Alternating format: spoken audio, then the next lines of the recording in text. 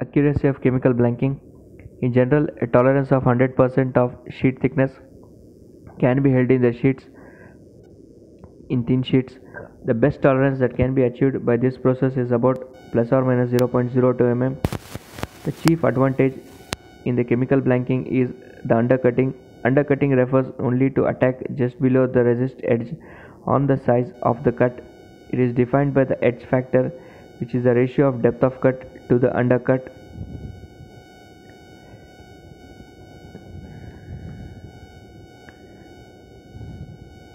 Applications of chemical blanking. One of the major applications of chemical blanking is the manufacture of bore-free intricate stampings.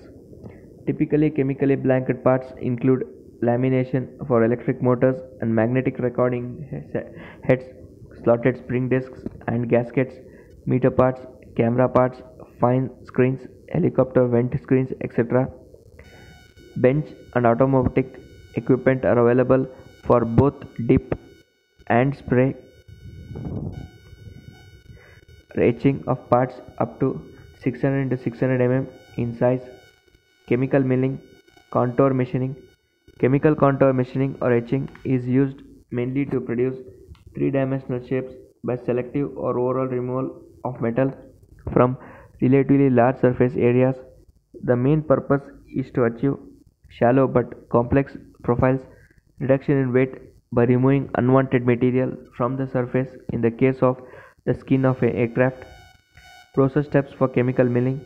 The process is particularly suitable in machining large areas of complex shapes and sections which are too thin to tolerate the stress of conventional machining.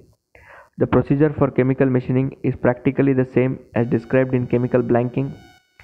Masking. First, the metal workpiece is cleaned and coated with a maskant. The mask is then dried and cured. It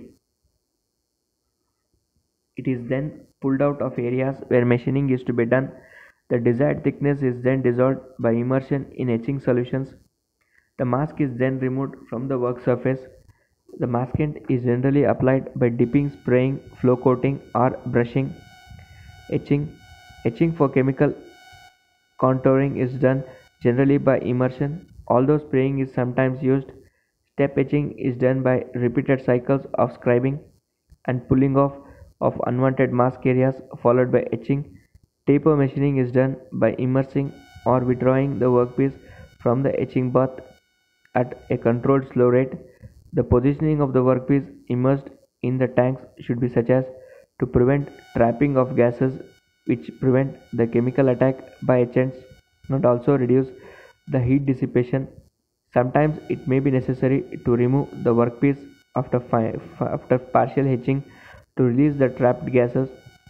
In case of tolerance on the depth to be etched is critical, the work immersed for about 80% of the calculated time is recalculated for the remaining depth and etching is continued.